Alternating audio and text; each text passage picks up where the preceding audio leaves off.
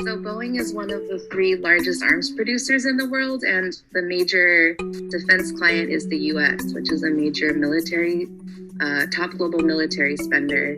And the U.S. military has used Boeing's weapons in many countries: Afghanistan, Iraq, Syria, Yemen, Somalia, Libya, the Philippines, and Niger. So we want to emphasize that engineers should be helping solve urgent problems across the world, like COVID and climate change, not just building weapons for war and destruction.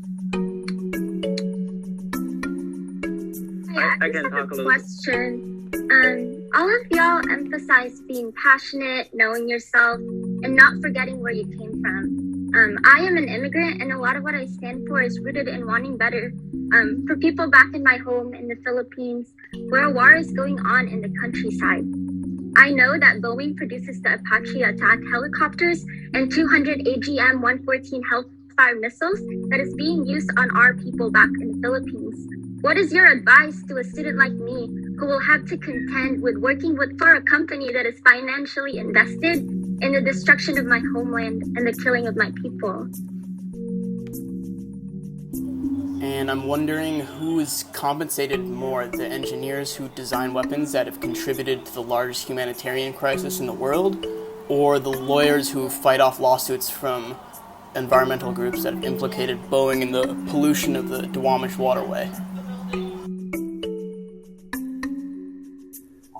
You said that the more you connect people, the less likely they are to go to war. I was wondering how Boeing's production of AGM-114 Hellfire missiles used in Israeli assaults on Gaza in 2008 and 2014 that killed 1,400 and 2,200 Palestinians, and each of them helps connect Palestinians with others. Right, you mentioned that like these values, and so I'm sure you're familiar with like Boeing and their values, and so you tie yourself to that, I guess. It is your career, a huge part of your life.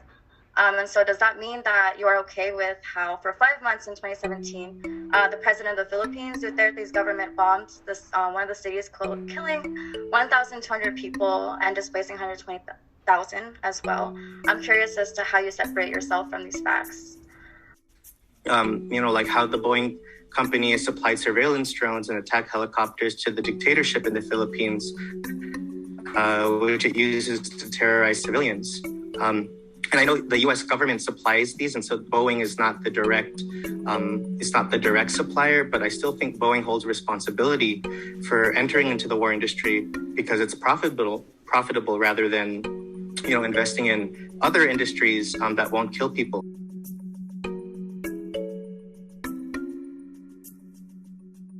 That says, when I first worked for Boeing, as I mentioned, I worked for the commercial side. And I had to contend with the fact that a large part of the company works on the defense business. And each of you, as you work in private industry, have to remain true to yourselves. I had a period of time where I was employee of commercial, but I worked on tanker. And I tell you that the first time I entered the room and I had this big slogan, fueling the fight, it didn't lay great with me.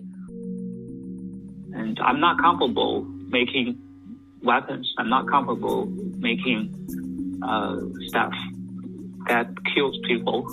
And I don't work for those programs. So that is my choice.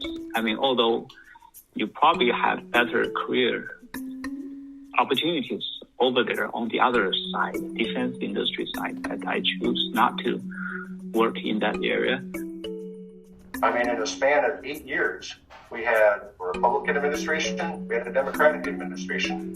Their priorities and what they do in their time in office can flip very quickly, right? And whereas as part of as a company, actually one of the advantages of working for a large company is that it doesn't flip that quickly. By making sure I work in an industry and create products that allow us to connect people more than tear them apart.